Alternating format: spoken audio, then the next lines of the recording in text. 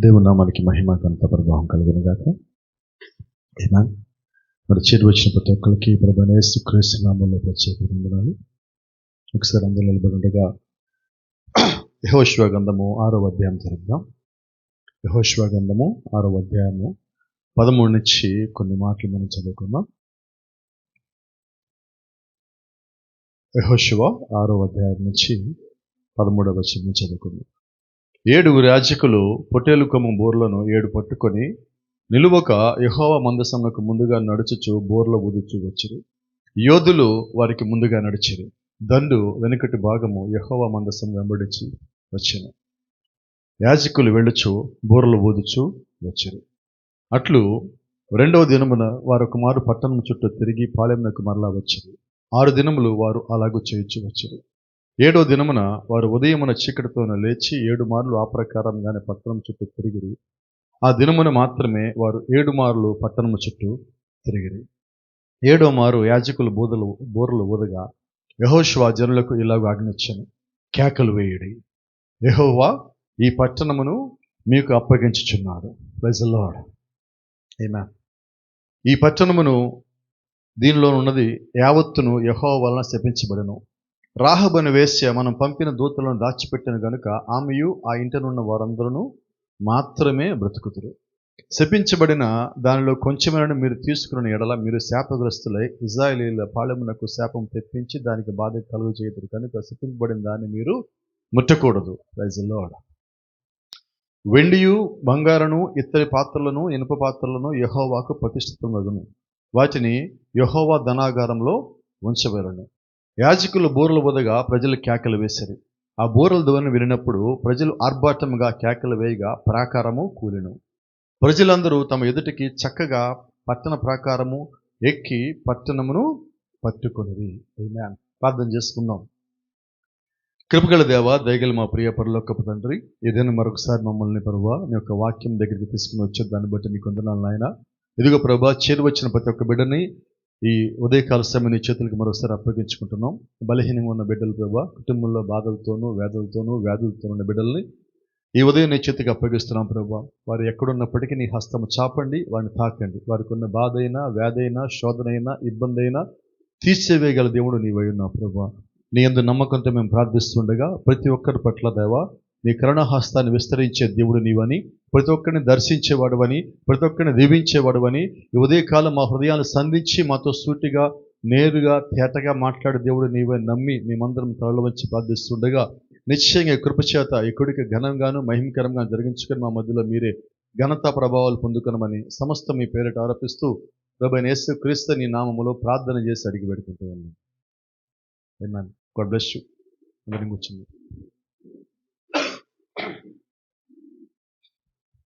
Praise the Lord. Hallelujah. దేవుని నామానికి మహిమ కలుగును గాక.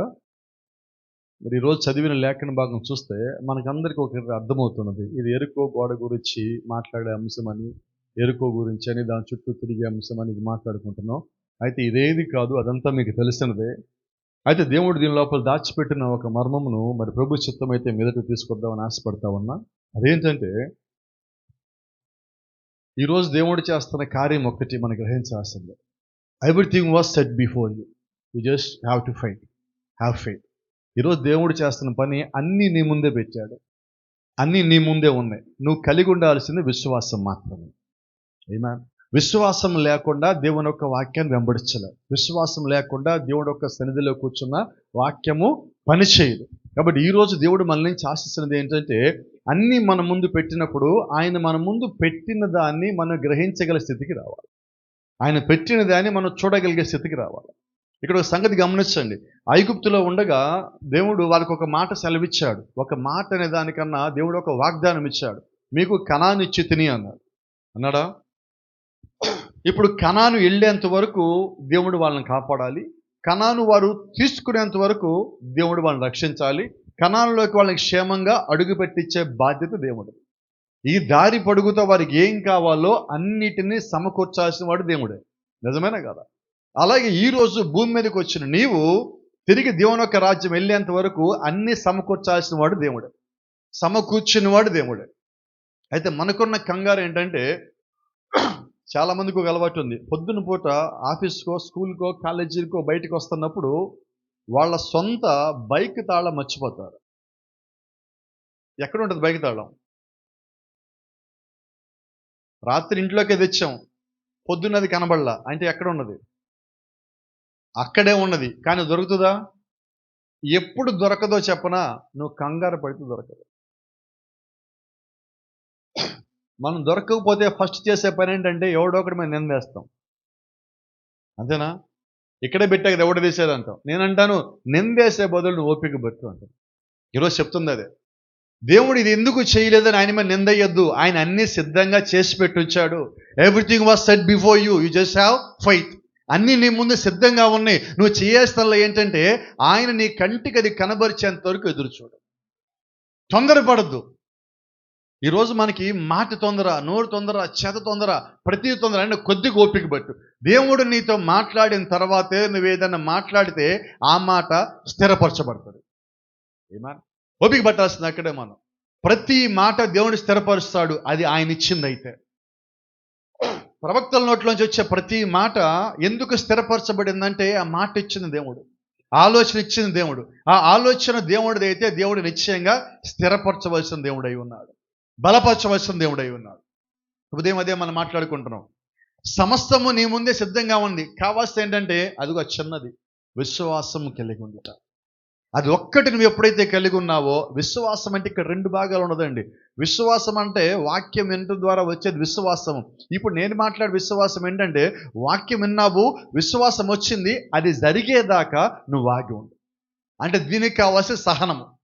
నేను అడిగేది ఏంటంటే ఈరోజు మనం కలిగి ఉన్న విశ్వాసము, నిన్న శుక్రవారం మనం మాట్లాడుకున్నట్టుగా నీ విశ్వాసము ఏమై ఉండాలి?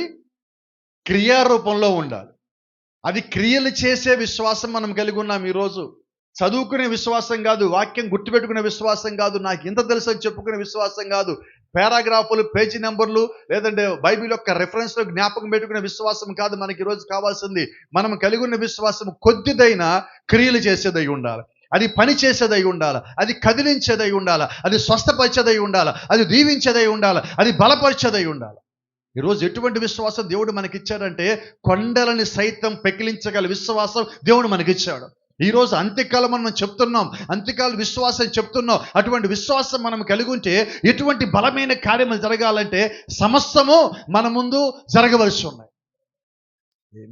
నువ్వు ఎటువంటి విశ్వాసం కలిగి ఉన్నావో అటువంటి కార్యములే నీ జీవితంలో దేవుడు చేయగలడు.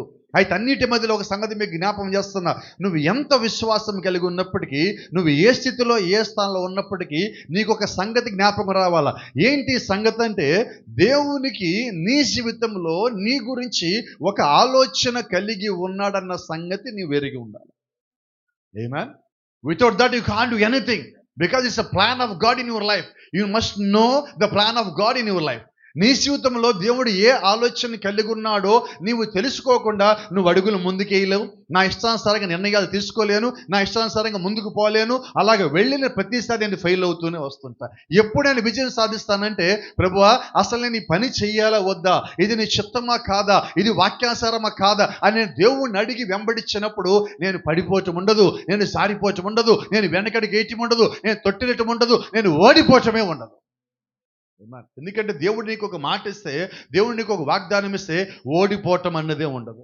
అయితే అదే సమయంలో జ్ఞాపకం పెట్టుకో, దేవుడు నీకు ఒక వాగ్దానంగా ఇస్తే ఆ వాగ్దానానికి వెళ్ళే దారి పూల పానుపు కాదు,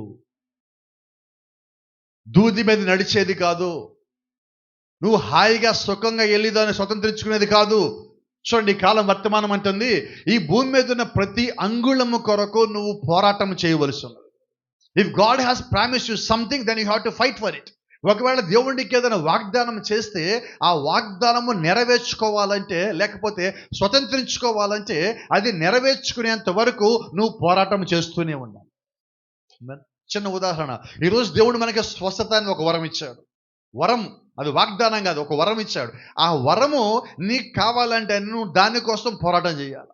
ఈరోజు దేవుడు నీకు ఎత్తబాటు ఇచ్చాడు, నువ్వు ఎత్తబాటులోకి రావాలంటే పోరాటము చేయకుండా నువ్వు ఎత్తబాటులోకి రాలేవు. ఆశ్చర్యం ఏంటంటే ఎత్తబాటు ఈ శరీరానికి కాదు, ఎత్తబాటు నీ లోపల ఉన్న ఆత్మకి. ఆ ఆత్మ నిమిత్తము ఈ శరీరం పోరాటం చేయాలి. ఈ శరీరం పోరాటం చేయాలంటే లోపల ఉన్న ఆత్మ దేవుని యొక్క వాక్య నియంత్రణలో ఉండాలి, ఆయన యొక్క చిత్తంలో ఉండాలి, అది ప్రార్థనలో ఉండాలి, అది విశ్వాసంలో ఉండాలి. దాన్ని క్రమముగా ఉంచేలాగా చేయటమే ఈరోజు భూమి మీద మనందరి పని అయి ఉన్నది. ఏమా అంటే దేవుడు యొక్క చిత్తము నెరవేర్చాలంటే, ఆయన ఒక చిత్త ప్రకారం నేను జీవించాలంటే పోరాటం లేకుండా క్రైస్తవం లేదండి. పోరాటం లేకుండా క్రైస్తవం లేదు. ఈరోజు చూడండి, చాలామంది ఒక చిన్న సమస్య రాగానే మా వల్ల కాదు ఇంకైపోయింది, మా వల్ల కాదు ఇంకైపోయింది. ఎటువంటి పరిస్థితులు ఇంట్లో ఉన్నాయి అంటే, ఇళ్ళలో కూడా చెప్తున్నా, చిన్నపిల్లల్ని యవ్వనస్తుల్ని ఎవరైనా ఇంటికి వచ్చినప్పుడు ఒక కాఫీ పెట్టమ్మా, లేదా కొంచెం పాలు తీసుకురామ్మా, లేదా ఇంకేదైనా తెమ్మంటే నా వల్ల కాదు, నా వల్ల కాదు. అందుకే అంటారు నేను 17 ఏళ్ళ ముసలోళ్ళు వీళ్ళు అంటారు నేను. అంటే చిన్న సంగతిలోనే నువ్వు ఫెయిల్ అవుతున్నావంటే నీ దగ్గర పోరాడే తత్వం పోయినది. పోరాడే తత్వం పోయినప్పుడు క్రైస్తవుడు ఎలాగవుతావు? క్రైస్తవుడు అంటేనే వినపడలేదండి నాకు. కొంచెం బలంగా చెప్పరు, అది ఎందామని కొట్ట పూట. పోరాడేవాళ్ళు చెప్పండి, అందరూ వద్దు. పోరాడేవాళ్ళు మాత్రమే చెప్పండి. ఎందుకని ఈ మాట అంటున్నానంటే, త్వరగా నా వల్ల కాదు అన్న మాట క్రైస్తవుడు నోట్లోంచి రాదు. ఎడగా చెప్దామా? ఇది కూడా కష్టంగా ఆమెను వస్తుంది, ఇది బలంగా రావాల్సింది. ఒక మాట జ్ఞాపకం చేస్తున్నా, పరిస్థితి ఏదైనా చివరి దాకా పోరాడేవాడే క్రైస్తవుడు. ఏమా శత్రువు నీకన్నా పెద్దోడే, శత్రువు నీకన్నా గట్టోడే, సమస్య నీకన్నా పెద్దదే, వ్యాధి నీకన్నా పెద్దదే, శోధన నీకన్నా పెద్దదే. అయినా నువ్వు క్రైస్తవుడు అయి ఉంటే పోరాడుతానే ఉంటావు, గెలిచే వరకు పోరాడుతానే ఉంటావు. యాకోబు ముందుకి దేవుని యొక్క దూత వస్తే యాకోబు అంటాడు, నిన్ను వదిలిపెట్టే ప్రసక్తే లేదు. ఎందుకు వదిలిపెట్టవు? నాకు ఆశీర్వాదం కావాలి, దేవుడు నిన్ను దీవించాడే, నాకు ఇంకా ఆశీర్వాదం కావాలి. ఎప్పటిదాకా పోరాడంటే ఆ దూత చివరికి నేను వెళ్ళాలి, యాకోబుని వదిలిపెడతావా అని దూత బతిమలాడేదాకా యాకోబు పోరాడితే అప్పుడు ఆ దూత ఒక్క మాట అడిగాడు, నీ పేరేంటి? నా పేరు మోసగాడు కాదు, ఈ రోజు నుంచి నీ పేరు పోరాడేవాడని మారుస్తున్నాను. అదిగో నువ్వు క్రైస్తవుడు అయితే నీకున్న సమస్యని పోరాడుతాను అంటావు. ఇక్కడ గూడు వదిలేసింది, నరాలు తెగిపోయినాయి, అయినా యుద్ధం ఆపలేదే. మనకి చిన్న సమస్య వస్తే, చిన్న ఇబ్బంది వస్తే, చిన్న శోధన వస్తే, నా వల్ల కాదు, నేను చేయను, నువ్వు చేసుకుపో, నాకు సంబంధం లేదు, నేను ముందే చెప్పే కదా. నువ్వు పుట్టుకతో క్రైస్తవుడి మధ్యలో క్రైస్తవుడు కాలేవు, నువ్వు మధ్యలో క్రైస్తవుడు కాలేవు. ఒక గోధుమ గింజ పుట్టినప్పుడు గోధుమ గింజే, ఒక గోధుమ గింజ చచ్చిపోయిన గోధుమ గింజే. అలాగే ఒక క్రైస్తవుడు పుట్టుకతోనే క్రైస్తవుడు, నువ్వు చచ్చిపోయిన క్రైస్తవుడే, నువ్వు సమాధిలోకి పోయినా కూడా దేవుడు కుమారుడివై ఉన్నావు. నీ జీవితంలో మార్పేది లేదు, నీ స్థానంలో మార్పేది లేదు. నీ లోపల దేవుడు విత్తనం పెడితే, నువ్వు దేవుడు ఒక ఆలోచనలో ఉంటే, ఆయన ఒక చిత్తంలో నువ్వు ఉంటే, భూమికి పునాది కన్నా ముందుగా ఆయన ఒక ఆలోచనలో నువ్వు కానీ ఉంటే, నువ్వు మరణించినా కూడా ఆయన ఆలోచనలో ఉండే తీరుతావు. నీ స్థానము మారదు. భూ సంబంధంగా శరీరం యొక్క స్థానం మారుతుందేమో కానీ దేవుడు యొక్క ఆలోచనలు నీ స్థానం ఎప్పటికీ అలాగే ఉంటుంది. అది నిజమైన క్రైస్తవుడి యొక్క జీవితం అయి ఉన్నది. Praise the lord. ఈరోజు పోరాడేవాడన్న పేరు మనం పెట్టుకొని మనం పోరాడలేక చేతులు ఎత్తేస్తామంటే మన పని ఏంటి? మన గురించి మనమే చెప్పుకోవడానికి ఏం మిగిలింది? ఒకసారి ఒక సింహాన్ని చూసినప్పుడు దాని ముఖం మీద పెద్ద పెద్ద గాయాలు ఉన్నాయి. కాబట్టి దాని గురించి మాట్లాడుతూ అంటున్నాడు, ఆ మొక్క మీద గాయాలు అది పోరాడిందంటానికి గుర్తు అన్నాడు. ఏంటది? ఇప్పుడు మన జీవితంలో ఎన్నోనే గాయాలు. ఏంటి మన సాక్ష్యాలు? అన్ని గాయాలే. ఆ గాయాన్ని తట్టుకొని బయటికి వచ్చావు చూసావా, అది నీ సాక్ష్యం. ఇప్పుడు ఆ సింహం మొక్క మీద ఒక గుర్తు ఉంది కదా. ఏంటి ఆ గుర్తు అంటే, సింహం అంటది, అది నా జీవితంలో నేను ఓడిపోలేదు, నేను నా వల్ల కాదని చెప్పలేదు, నేను పోరాటం చేశా, ఆ పోరాటానికి తాలూకా ఆనవాలని చెప్తున్నది. నీ జీవితంలో ఒక పరిస్థితి వస్తుంది, నీ జీవితంలో ఒక ఒత్తిడి వస్తుంది, నీ జీవితంలో ఒక శోధన వస్తుంది. అయితే అక్కడితో నీ జీవితం ఆగిపోలా. ఎర్ర సముద్రం అడ్డొచ్చింది, వారి ప్రయాణం అక్కడ ఆగిపోలా. యోర్దాను అడ్డొచ్చింది, వారి ప్రయాణం అక్కడ ఆగిపోలా. ఇదిగో ఇప్పుడు ఎరుకో గోడలు అడ్డొచ్చింది, వారి ప్రయాణం అక్కడ ఆగిపోదు. కారణం ఏంటంటే వారిని పిలిచిన వాడు దేవుడై ఉన్నాడు, వారు వెంబడించే దేవుని స్వరమై ఉన్నది, వారికి కావాల్సిన దేవుని యొక్క వాక్యమై ఉన్నది. వారు దేవుడిచ్చిన వాగ్దానాన్ని వెంబడిస్తున్నారు. వారు ఆగిపోయే ప్రజలు కాదు, కానీ జీవితంలో ముందుకే సాగిపోయే ప్రజలై ఉన్నారు. Praise the lord. కాబట్టి ఈరోజు మనం వచ్చింది దేనికంటే, ఒక ఒత్తిడి రాగానే, ఒక ఇబ్బంది రాగానే, ఒక శోధన రాగానే, ఒక అడ్డంకి రాగానే, ఒక బాధ రాగానే అక్కడ ఆగిపోవటానికి కాదు మనం వచ్చింది. ఎందుకు వచ్చాం? గట్టిగా చెప్దాం. ఎప్పటిదాకా? నేను ఇంకో మాట చెప్తా, నువ్వు పోరాడేటప్పుడు నీకు ఇబ్బంది వస్తుంది, బాధ వస్తుంది. ఇంకో రహస్యం కూడా చెప్తా, బయట నుంచి రాదు నీకు బాధ. ఎక్కడి నుంచి? నీ ఇంట్లోనే వస్తుంది.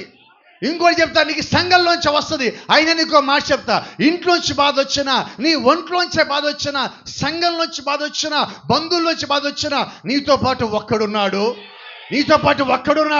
ఆ ఒక్కడు అంటున్నాడు, నిన్ను విడువను, ఎడబాయను. నువ్వు సంతోషంలో ఉండు, బాధలో ఉండు, దుఃఖంలో ఉండు, నీ మీద నిందలేని, నువ్వు వ్యాధిరాన్ని కుదిరిపోయిన మంచం మీద ఉండని ఆయన అంటున్నాడు, నేను విడిచిపెట్టే దేవుడు కాదు. నీకు మాట ఇచ్చా, నీ మాటకి నిలబెడతా. యెహోషువా, నేను మోషేకు తోడుగా ఉన్నట్టు నీకు నువ్వు తోడుగా ఉంటా. నిన్ను విడువను, ఎడబాయను. అక్కడ ఎర్ర సముద్రం దగ్గర తోడుగా ఉన్న దేవుడే, యోర్దాను దగ్గర తోడుగా ఉన్న దేవుడే, యెరికో గోడల దగ్గర కూడా తోడుగా ఉంటాడు. Praise the lord. నీ జీవితంలో అనేక వాగ్దానాలతో నింపబడి ఉన్నావు. ప్రతి వాగ్దానం కన్నా ముందు నీకు ఒత్తిడి రావాలి, శోధన రావాలి, బలహీనత రావాలి. అది శరీర సంబంధమైన, ఆత్మ సంబంధమైన బలహీనత వచ్చినప్పుడు అది నువ్వు దాటవలసి ఉన్నావు. చెప్పనా, నువ్వు దాటి తీరతావు. ఎందుకంటే ఐగుప్తు నుంచి వారు దాటినదే ఆ ఎర్ర సముద్రం దాటడానికి, ఐగుప్తు దాటినదే యోర్దాను నది దాటడానికి, ఎర్ర సముద్రం దాటిన దేనికంటే యెరికో కూడా దాటడానికి. ఒక సమస్య దేవుడు దాటిచ్చి రెండో సమస్య దేవుడిని పడేయడు. నిజమేనా? ఏమో సరిపోవట్లేదు నాకు. Praise the lord. నువ్వు గుర్తుపెట్టుకో, ఒక సంగతి జ్ఞాపకం చేస్తున్నా. దేవునికి నీ గురించి ఒక ఆలోచన కలిగి ఉన్నాడని నీవు ఎరిగి ఉన్నావా? ఈ సంగతి జ్ఞాపకం పెట్టుకో. నేనేం చేయాలి కాదు, దేవుడు నా గురించి ఏం చేయమని అడుగుతున్నావు. ఈ రెండింటి మధ్యలో నీవు ఉన్నావు. నేనేం చేయాలి అన్నది నీ ఆలోచన. అసలు దేవుడు నన్ను ఏం చేయమంటాడని తెలుసుకోవటము క్రైస్తవుడి ఆలోచన.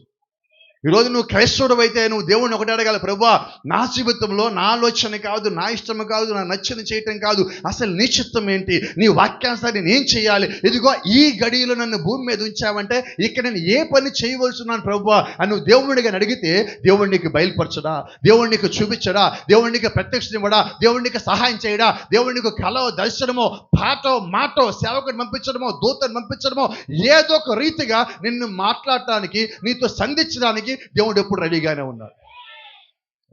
నువ్వు దేవుడికి సమయాన్ని ఇవ్వాలి. దేవుడితో నువ్వు మాట్లాడటానికి ఆ సమయాన్ని ఇవ్వాలి. ప్రార్థనలో నువ్వు సమయాన్ని గడపాలి. నువ్వు ఆయనకి నిన్ను అప్పగించుకున్నప్పుడు, నీ ఆలోచనకి అప్పగించుకున్నప్పుడు, నీ క్రియలకి అప్పగించుకున్నప్పుడు నీతో మాట్లాడటానికి దేవుడు ఎప్పుడు రెడీయే. మనం రెడీయేనా? ఏమో ఎక్కడ రావట్లేదు. రెడీ అయ్యే వాళ్ళు రాలేదనుకోండి. ఈ పూట వచ్చారు, మరి వస్తే ఎవరు చెప్పట్లేదు. Praise the lord. ఒక మాట జ్ఞాపకం పెట్టుకో, నువ్వు ఎప్పుడు ఎన్నుకోబడ్డావో తెలుసా? ముందు నిర్ణయంలో ఎన్నుకోబడ్డావు. ఒక వర్తమానం, క్వశ్చన్స్ అండ్ ఆన్సర్స్ అని వర్తమానం ఎలాగ ఉంది. Before there was a world, ప్రపంచం సృష్టించడానికన్నా ముందుగా, గ్రహాలు సృష్టించడానికన్నా ముందుగా, సూర్యుడు చంద్రుడు సృష్టించడానికన్నా ముందుగా, భూమి మీద వెలుగు అనేది రావటానికన్నా ముందుగానే దేవుడు ఉన్నాడు. ఏమా? భూమి మీద ఇంకా ఏది లేదు. There was nothing on this earth, even earth was not there. భూమి మీద ఏది లేదు, అసలు భూమి లేదు.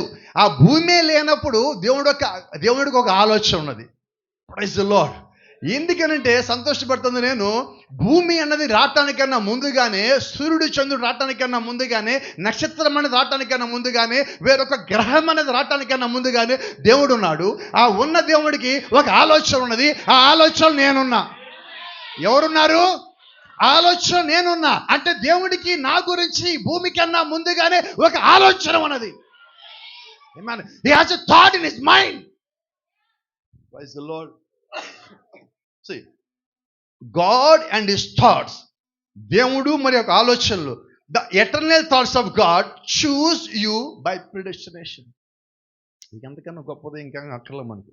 ఇది సరిపోద్ది అసలు జీవితకాలాన్ని. అక్కడ ఒక మాట ఉంది చూడండి, the eternal thoughts of God choose you by predestination. దేవుడు యొక్క ముందు ఎన్నిక చేత, దేవుడు యొక్క నిత్యత్వపు ఆలోచనల చేత నిన్ను ఆయన ముందుగా ఎన్నుకున్నాడు. ఏ ఆలోచన? నిత్యత్వపు ఆలోచన. అంటే అంతము కాని ఆలోచనలో దేవుడు నిన్ను పెట్టున్నాడు. What does it mean? It means that you have eternal life in his thoughts. ఏంటి దాని ఒక ఉద్దేశం అంటే, దేవుడు యొక్క నిత్యత్వపు ఆలోచనలో దేవుడు నీ కొరకు నిత్యత్వాన్ని కలిగి ఉన్నాడు. ఏమా? నిత్యత్వం కన్నా ఇంకేం కావాలి మనకి? Praise the lord. See, by foreknowledge, ముందటి జ్ఞానము చేత, to know that you would be on the earth. ఈరోజు భూమి మీద నువ్వు ఎందుకున్నావంటే దేవుడు నేను అప్పుడే ముందు ఆలోచనలు కలిగి ఉన్నాడు కాబట్టి ఆ ఆలోచన ప్రకారంగా దేవుడిని ఇక్కడ పంపించాడు. అది నీకు అర్థమైతే దాన్నే ముందటి జ్ఞానం అంటే. ఈరోజు మనందరికీ తెలుసుకోవాల్సిన సంగతి ఏంటంటే దేవుడు ఒక ఆలోచన ముందే ఉన్నానన్న సంగతి నాకు తెలిసినప్పుడు నేను నా సొంత ఆలోచన ఎందుకు చేస్తాను? నా గురించి నాకన్నా బాగా ఆలోచించేవాడు ఉన్నప్పుడు నేను సొంతగా ఎందుకు ఆలోచిస్తాను? అంతేనా? Praise the lord. దేవుని నామానికి మహిమ. ఈ మాట జాగ్రత్త గుర్తుపెట్టుకుందాం. నీవు ఒక ఆలోచన కలిగి ఉండుటకు ముందుగానే ఇలా జ్ఞాపకం చేస్తా. అవునుగా చెప్పండి. మనం ఎవరన్నా ఒకరిని తిట్టాలనుకున్నాం, అక్కడికి వెళ్ళిపోయి అనుకోకుండా తిట్టేస్తామా? చెప్పండి. ఎవరిని తిట్టాలన్నా, ఎవరిని పొగడాలన్నా, ఎవరి గురించి మాట్లాడాలన్నా, ఎవరికైనా స్కెచ్ చేయాలన్నా, ఎవడన్నా మంచి చెప్పాలన్నా ముందుగా మనం ప్లాన్ చేస్తాం. ఈ ప్లాన్ చేయాలంటే ముందది మాట రూపంలో రావడానికన్నా ముందు ఆలోచనలు ఉండాలి. నిజమేనా? మానవుడమైన నీకే ఒకటితో మాట్లాడటానికన్నా ముందుగా ఒక ఆలోచన వచ్చిందంటే మనం వెళ్ళటానికన్నా ముందే ప్లాన్ చేసుకొని వెళ్తున్నామే. నీకు సంగతి జ్ఞాపకం చేయ, నువ్వు భూమి మీదకి రావటానికన్నా ముందే నీ గురించి ప్లాన్ అయిపోయాడు. Everything was predestinated in your life. నీ యొక్క జీవితంలో సమస్తము దేవుడు యొక్క ముందు ఆలోచనలు అన్ని జరిగిపోయినాయి. ఈ రోజు ఇంకో సంగతి చెప్తాను, ఇది ఆశ్చర్యంగా అనిపిస్తుంది. నీ జీవితం యొక్క ముగింపు రోజు ఏం జరుగుతుందో కూడా తెలిసిన వాడు ఇప్పుడు మన మధ్యలో ఉన్నాడు. అంతేనా? అంతేనా కాదు? ఓ చిన్నవాడి జ్ఞాపకం చేస్తా. మన మధ్యలో నుంచి పోయిన వారం ప్రిసిల్లా అని ఒక మన మధ్యలోంచి వెళ్ళిపోయింది. మీకు అందరూ తెలుసు. అయితే ఏం జరిగిందో ఎవరికి తెలియదు. అందరికి కొద్దిగా తెలుసు. ఏం జరిగిందో ఎవరికి పూర్తిగా తెలియదు. అయితే నమ్ముతున్నా ఏం జరిగిందో తెలిసినోడు ఉన్నాడు. అవునా? నాకు తెలిసిన కొద్ది దాని గురించి ఏదైనా మాట్లాడుకోవటం వేరు, అయితే సమస్తం ఆయనకి అప్పచెప్పి నేను ముందుకెళ్ళిపోతాను. నా మాటలు మీకు అర్థమవుతున్నాయా? ఎందుకని ఈ మాట అంటున్నానంటే మన మధ్యలోంచి ఒక వ్యక్తి వెళ్ళిపోయింది. ఏం చేసినా ఇంకా తిరిగి రాదు. నిజమేనా కాదా? అయితే నేను అంటున్నాను, ఏం చెయ్యాలో ముగింపులో తెలిసిన వాడు ఉన్నాడు. ఎవరిని తీర్పులోకి తీసుకురావాలో, ఎవరి పక్షం నిలబడాలో, యుద్ధం చేయాలో అంతా ఆయన దగ్గర ప్లాన్ రెడీగానే ఉండదు. ఇప్పుడు నేను దాని గురించి గాబరా పడిన రాదు, కంగారు పడిన రాదు, బాధపడిన రాదు, కన్నీరు గాచిన రాదు. నిజమే కదా? అయితే కుటుంబానికి బాధ ఉంటుందా లేదా? ఇప్పుడు మనం చూస్తున్నాం, మాణిక్య భద్రత కానీ మాదిరి కానీ చూస్తున్నాం. వాళ్ళు ఆరాధన చేసేటప్పుడు వాళ్ళు ఎలా ఉన్నారో చూసినప్పుడు అది కొంచెం బాధే. అది బాధని ఎవరు ఏం చేసినా కానీ తీర్చేది కాదు, పోయేది కాదు. ఆ కుటుంబానికి ఉన్న బాధ తీర్చేది కాదు, పోయేది కాదు. అయితే ఒక మాట చెప్తున్నా, ప్రిసిల్లా గురించి దేవుడు ముందే ఆలోచన కలిగాడు. You can't deny it. నువ్వు దాన్ని కాదంటానికి ఏమీ లేదు. ఎందుకంటే అమ్మాయి చక్కగా బాప్టిజం పొందినది. ఓ కన్యక వల్ల దేవుడు యొక్క సన్నిధిని నమ్ముతా ఉన్నా. బాప్టిజం పొందింది. నన్ను కూడా మాట్లాడి మళ్ళీ మీకు జ్ఞాపకం చేస్తున్నా. చిన్నప్పటి నుంచి వాళ్ళ ఇంట్లో వాళ్ళు చెవులు గుట్టించాలనుకుంటే ఏం జరిగింది? అయిందా? అమ్మాయికైనా జ్వరం వచ్చేది, కుట్టించాలనుకున్న వాళ్ళు జ్వరం వచ్చేది. వాళ్ళు వదిలేశారా ఎందుకు అమ్మాయి జోలికే పోవద్దని. అమ్మాయి అనేది ఎప్పుడు ఇక్కడ చర్చిలో ప్రసంగం చేసి నాకు మాట్లాడేది వచ్చి, పాస్టర్ గారు ఈరోజు మీరు మాట చెప్పారు, నాకు మంచి బలం వచ్చింది. ఏంటమ్మా అంటే, నా చెవులకి రంధ్రం లేదని, నేను బానిసని కాదని. Praise the lord. అంటే నేనేమంటానంటే అమ్మాయికి చెవులు కుట్టించాలా లేదా అన్నది కూడా గట్టిగా చెప్పొచ్చు కదా. అంతేనా కాదా? అంటే దేవుడు యొక్క చిత్తంలో నీవండి ఒక చిన్నది జ్ఞాపకం చేస్తాను. ఇప్పుడు మనకు బయటపడింది కాబట్టి ఆ సంగతి. అలాగే బయటపడకుండా మన వ్యక్తిగతమైన జీవితంలో ఎన్ని ఉంటాయో మనకు తెలియదు. ఏదో ఒక రోజు దేవుడి సన్నిధిలో అవన్నీ బయటపడతాయి. అయితే ఏంటంటే ఇక్కడ బయటపడినా బయటపడకపోయినా అక్కడ బయటపడతాయి. ఈరోజు ఇక్కడ ఏం రాసిన ఒకసారి చదువుతారా? అందరూ చదవండి ఒకసారి. నీవు ఒక ఆలోచన కలిగి ఉంటకు ముందే. ఇప్పుడు మీరు ఎలాగైతే ఇక్కడ స్క్రీన్ మీద చూసి దాన్ని చదవగలుగుతున్నారో, పరలోక రాజ్యంలో మనం చేసిన మొత్తం ఇలాగే స్క్రీన్ పెట్టి పైనేస్తారు. స్క్రీన్ పెట్టి పైనేస్తారు చెప్తున్నాను. ఇక్కడ రహస్యంగా కనబడకుండా, మనుషులు కనబడకుండా, వ్యక్తులు కనబడకుండా, కుటుంబాలు కనబడకుండా, ఇంట్లో ఉన్న వాళ్ళకి తెలియకుండా చేసే పనులన్నీ అక్కడ స్క్రీన్ మీద వేస్తారు. జాగ్రత్త. అంతేనా? ఇప్పుడు రాదు ఆమెలు ఎక్కడ? ఇప్పుడు ఇంకా గట్టిగా రావాలి కదా, ధైర్యం ఉంచే. కొంచెం కథరాల పైన అట్లా రావాలి ఆమె ఇలాంటి సంగతులు చెప్పినప్పుడు. ఎందుకంటే నువ్వు యథార్థంగా ఉంటే సంతోషంగా చెప్పగలవు, యథార్థంగా ఉంటే నువ్వు బలంగా చెప్పగలవు. ఎప్పుడు గుర్తుపెట్టుకో, నీకు రహస్యం చెప్తాను ఈరోజు. నీవు ఒక ఆలోచన, ఒక మాట అంటానికన్నా ముందు ఆలోచన కలిగి ఉండాలి. నిజమేనా? నీకు రహస్యం చెప్పేది ఏంటంటే నువ్వు ఆలోచన కలిగి ఉండటానికన్నా ముందుగా ఆయనకి తెలుసు. ఇప్పుడు చెప్పండి పరిస్థితి ఏంటో చెప్పండి. ఆ వ్యక్తి ఫోటో చూపించి నాకు అవ్వట్లేదు, కానీ మీకు చూపిస్తాను. ఇప్పుడు భూమి మీద ఒక వ్యక్తి జీవిస్తున్నాడు. ఆయన పేరు నోలన్. విన్నారు పేరు ఎక్కడన్నా? నోలన్. అతని యాక్సిడెంట్లో మొత్తం అన్ని కోల్పోయాడు. బాడీ మొత్తం ప్యారలైజ్. ఇప్పుడు అతని బాడీ మొత్తం పనిచేయటానికి ఈ ఎలన్ మస్క్ విన్నారు కదా పేరు మీరు? వినే ఉంటారులే మీరు, బాగా అందరూ నాలెడ్జ్ పెంచుకుంటున్నారు. ఎలన్ మస్క్ అని ఒక ఆయన ఉన్నాడు. ఆయన చాలా డబ్బులు ఖర్చు పెట్టి ఒక చిప్పును తయారు చేశారు. ఆ చిప్పును అతను మైండ్లో పెట్టాడు. ఆ మైండ్లో చిప్ పెట్టిన తర్వాత ఇప్పుడు అతను కాళ్ళు గదపగలడు, చేతులు గదపగలడు ఆ చిప్పు సహాయంతో. ఇప్పుడు ఆ చిప్పు చేసే పని ఏంటో తెలుసా? ప్రపంచం అదే మొదటిది చిప్పు. నీ ఆలోచన తీసుకునేది పని చేస్తుంది. ఏంటది? ఇప్పుడు నా చెయ్యి కదపాలి అనుకుంటే ఆ చెయ్యి కదులుతుంది. నేను ఈ చేత్తో ఫలానా దాన్ని పట్టుకోవాలి అని లోపల అతను అనుకుంటే అది పట్టుకుంటుంది. అది ఎలాగా? ఇతను అనుకున్న ఆలోచన ఏదైతే ఉన్నదో లోపల, బయటికి కాదు, మాట్లాడాల్సిన పని లేదు. లోపల అనుకున్న ఆలోచన ఏదైతే ఉన్నదో దాన్ని కంప్యూటర్ తీసుకుంటుంది. ఆ కంప్యూటర్ మాట్లాడుతుంది. ఈ లోపల ఉన్న టెక్నాలజీకి మొత్తం పని చేసి ఆ పని జరుగుతున్నది. బాగుందా లేదా? ఇప్పుడు రాసి చెప్తానండి. అతను ఎవరి గురించి ఏమనుకున్నా కంప్యూటర్లో బయటకు వస్తుంది. వినపడలా? ఇప్పుడు చెప్పండి, బాగుందా లేదా? సరే, ఇప్పుడు రహస్యం మాట్లాడుకుందాం. ఒక మనిషి ఒక మనసు లోపల ఏమనుకున్నదో బయట కంప్యూటర్ మీద తీసుకొచ్చి ఒక స్వరంలాగా వినిపించే యంత్ర పరిజ్ఞానం కలిగి ఉంటే చెప్పండి. ఇప్పుడు మనం బయటికి చెప్పాలా దేవుడికి? నువ్వేం చెప్పకుండానే, నువ్వు ఎదుటోని ఏం అనకముందుగానే, నీ లోపల ఆలోచన రాకముందుగానే ఆయనకి తెలుసు. ఎంత జాగ్రత్త! ఇప్పుడు పరలోకం వెళ్ళండి ఎంత జాగ్రత్త, నిత్యజీవం వెళ్ళండి ఎంత జాగ్రత్త. కాబట్టి మనం ఎంత జాగ్రత్తగా ఉండి అంత మేలు. అందుకే ఒక మాట చెప్పాడు యేసుక్రీస్తు, ఒక మంచి మాట చెప్పాడు. చాలా మందికి అర్థం కాదు, ఇప్పుడు అర్థమవుతుంది. ఎవడి మీద నువ్వు కోపం వస్తే ఎప్పుడు దాకా ఉండాలి? అది సంగతి. ఎందుకున్నమాట దేవుడు అలాగా? నువ్వు త్వరగా వదిలేస్తే పరలోకం వస్తావు. కానీ మనం ఏం చేస్తాం? ఎవరితోన్నా మాట్లాడకూడదు అంటే ఇళ్లలోనే ఉంటాం, ఎంత మాట్లాడుకుంటాం లేదా? ఏం చెప్పరు ఎవరు? ఇప్పుడు మన ఇంట్లోనే ఉంటాము, మనం ఎవరితోనూ మాట్లాడు. ఇంకోటి ఉంది, ఎంతకాలం మాట్లాడకపోతే అంత గ్రేట్. దెయ్యాలు ఇవన్నీ కోపడు మాకు, మీరు ఏమైనా కావచ్చు అని చెప్పి దెయ్యాలు ఇది. ఒకే ఇంట్లో ఉండి మాట్లాడకపోవడం అంటే దెయ్యం పని చేస్తున్నావు అర్థం. నువ్వు పరలోక రాజ్యం కదా, పాకిస్తాన్ కూడా పోవు. ఎందుకని? దేవుడు యొక్క వాక్యం చెప్తుంది, నీకు ఒక వ్యక్తి మీద కోపం ఉంటే సూర్యుడు అస్తమించేలో పోవాలి. అస్తమించాక కూడా పోలేదంటే నీ అర్థం ఏంటంటే నువ్వు దేవుడికి లోబడలేదు. దేవుడికి లోబడినోడు ఎక్కడికి వెళ్తాడు? ఈరోజు వాక్యం అంతా అదేనండి. నువ్వు దేవుడికి లోబడితేనే దేవుడు కార్యం చేస్తాడు.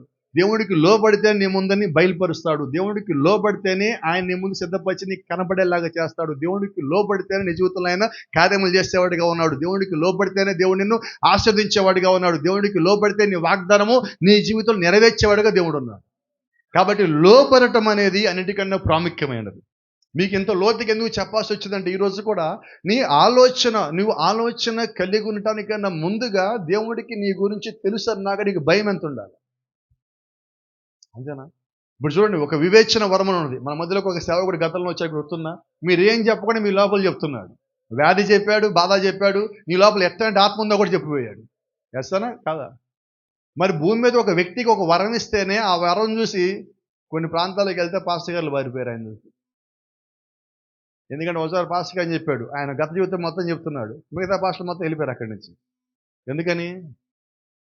మా గురించి కూడా చెప్తాడు. ఇప్పుడు ఒక పాస్టర్ దగ్గర నుంచే నువ్వు పారిపోయావే, ఒక వరం కలిగిన వ్యక్తి దగ్గర నుంచే, మరి దేవుడి సన్నిధిని సంగతి ఎంత జాగ్రత్త. అయితే ఒక మాట చెప్తా, తప్పు చేయనోడు భూమి మీద లేదు. ఒప్పుకొని దూరంగా అవటం మేలు. నేను కోరుకునేది అది. నేను ఇంకా అలాగ అయిపోయిన నా జీవితం దాని అలాగ ముగించేయటం కాదు. నువ్వు దాని నుంచి నీకు దేవుడు ఏర్పరిచే మార్గం ఏదైతే ఉన్నదో ఆ మార్గంలో బయటకు వచ్చేసి నువ్వు అక్కడ ఉండిపోవద్దు. ఈరోజు నా అంశం కూడా అదే, నువ్వు అక్కడ ఆగిపోవద్దు. నేను ముందుకు పోలేను, వెనక్కి పోలే, నా జీవితం ఇంతే ఇంతే ఇంతే అనుకుంటా నీకు నువ్వే బంధకాలు చేసుకోవద్దు. దేవుడు ఏర్పరిచే మార్గం నుంచి బయటకు వచ్చేసాక దేవుని నామానికి మహిమ కలుగును గాక. ఆమేన్. చూడండి, ఒక చిన్న మాట మీకు జ్ఞాపకం చేస్తాను. మీకు తెలిసింది అయినప్పుడు కూడా అడుగుతా ఉన్నా, వాక్యం అంటే ఏంటి? కొంచెం త్వరగా చెప్పండి. అందరూ సీనియర్లు నాకన్నా, మీరు మాట్లాడకపోతే ఎలాగా? వాక్యం అంటే వ్యక్తపరచబడిన దేవుడి ఆలోచన. వ్యక్తపరచబడిన దేవుడి ఆలోచన. ఈరోజు బైబిల్ అంటున్నాం కదా, వర్తమానం అంటున్నాం కదా. బైబిల్ అంటే వ్యక్తపరచబడిన దేవుడి ఆలోచన. వర్తమానం అంటే దేవుడు యొక్క ప్రవక్తలు దేవుడు యొక్క ఆలోచనలోకి, తలలో వెనక భాగంలోకి వెళ్ళి ఆయన ఆలోచన తీసుకొని వచ్చి మనకు అందించడం వర్తమానం. అంటే ఏదైనా ఆయన ప్లానే. ఒకటేమో వ్యక్తపరచబడిన ఆలోచన, రెండోదేమో భవిష్యత్తు గురించి ఆయన కలిగి ఉన్న ఆలోచన మనకు తెలియచేయటం. దేవుని నామానికి మహిమ కలుగును గాక. కాబట్టి జ్ఞాపకం పెట్టుకోండి, a word is manifested of a thought is the manifestation of a thought. వాక్యం అనేది వ్యక్తపరచబడిన దేవుడి యొక్క ఆలోచన, is expression of a thought. అది దేవుడి ద్వారా బయలుపరచబడి తెలియచేయబడినది ఈరోజు మనం కలిగి ఉన్నది. దేవుని నామానికి మహిమ కలుగును గాక. See, before you say anything, subconsciously you think it before you speak it. నువ్వు ఏదన్నా స్పృహ కలిగి మాట్లాడి ఉండాలి అంటే, స్పృహ లేకుండా నువ్వు ఏది మాట్లాడలేవు. నువ్వు దేవుడి యొక్క ఆలోచనలో ఏదన్నా కానీ మాట్లాడాలి అంటే